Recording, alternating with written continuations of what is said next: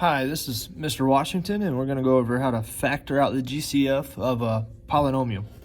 See the steps here. Number one, write the polynomial under the upside down division sign. I'll show you that in just a second. We're going to find a number. It does not matter what number, as long as it divides evenly into each coefficient and each constant. We're going to divide the entire polynomial by that common factor, and we're going to keep dividing by other factors, another number, that divides evenly until the only number that divides each term is 1. We'll divide any variables that each term has in common. The GCF is found on the outside of the division sign. We're going to place parentheses around the terms at the bottom of the division sign, and we're going to write our answer with the GCF outside the parentheses. An example of that would look something like this. We're going to draw an upside down division sign.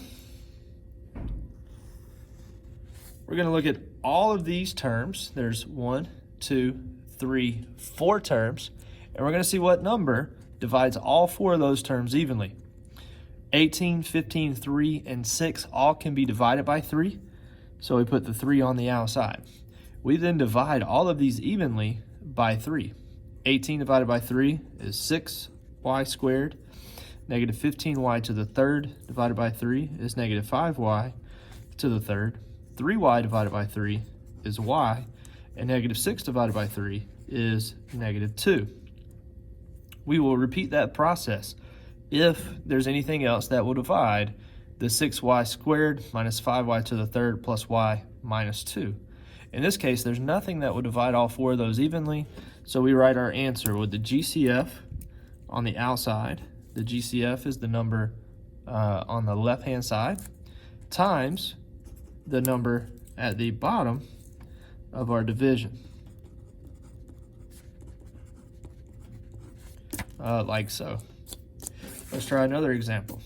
32x to the fourth minus 16x to the third plus 8x squared. Does not matter what number we divide all these by, as long as it divides them evenly. If you're not sure that all of these can be divided by 8, we could try to divide by 2. So we can divide all of these by 2. 32 divided by 2 is 16, x to the fourth. 16 divided by 2 is 8, x to the third. And 8 divided by 2 is 4, x to the second. We then continue to divide. We can divide them by 2 again. 16 divided by 2 is 8. 8 divided by 2 is 2.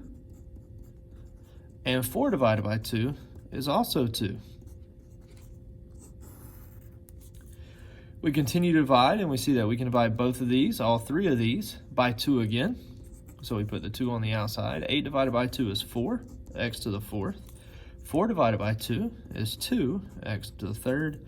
And 2 divided by 2 is 1, x squared. You can write the 1 there if you want.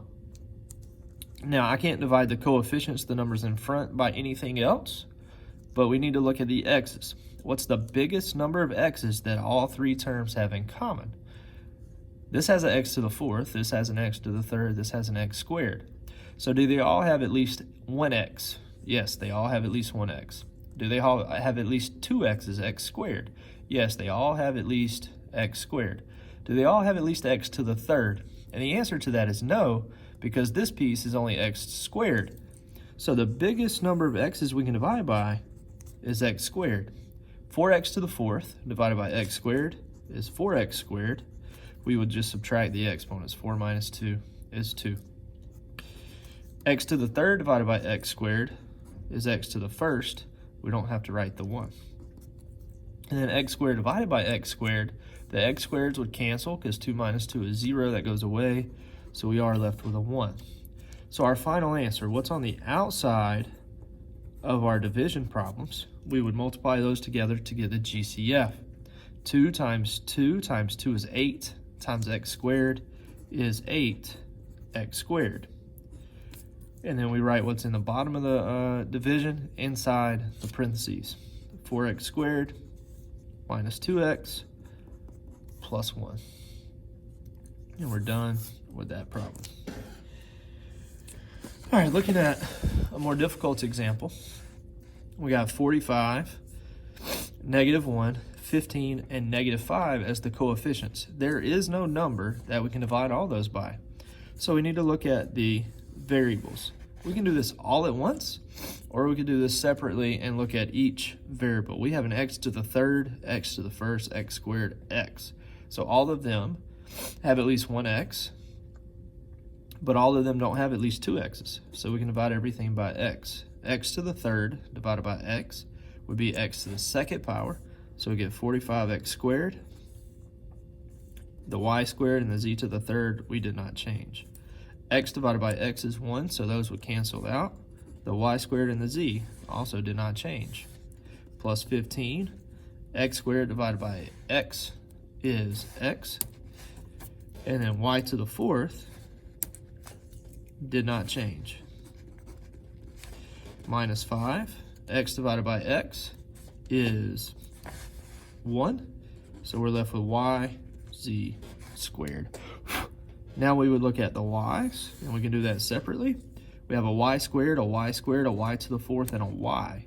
So do they all have at least one y? Yes. Do they all have at least two y's? The answer there is no. This one is just y squared.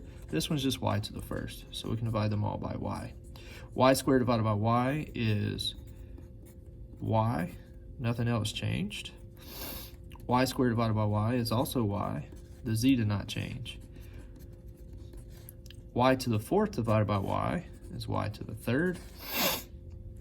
Minus 5, y divided by y is 1, so that cancels out. And the z squared did not change. Now we would check and see what we can divide by the biggest number of z's. We have z to the third, z to the first, no z at all, and z squared. So do they all have a z in common? Yes, they all have. This one does not have a z. And because this does not have a z, we cannot divide by z on the outside. So this step is not needed. Our GCF are the two things on the outside multiplied together.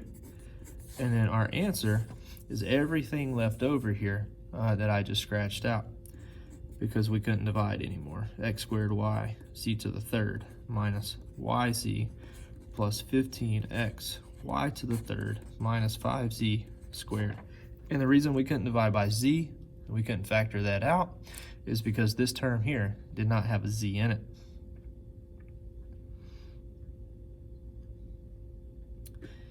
One more example, if you need it. 82, 16, and 8, we can divide all those by 2. I'm going to try to do this at one time, because we can do it at one time or we can do it all separate. X to the fourth, x to the third, and x squared. The biggest number of x's that they have in common would be x squared. So we can divide by x squared. Y squared, y to the seventh, and y to the ninth. The biggest number of y's they have in common is y squared. So we can divide by y squared. Z to the third, z to the 11th, and z squared, we can divide by z squared because the biggest number of z's that they have in common is z squared.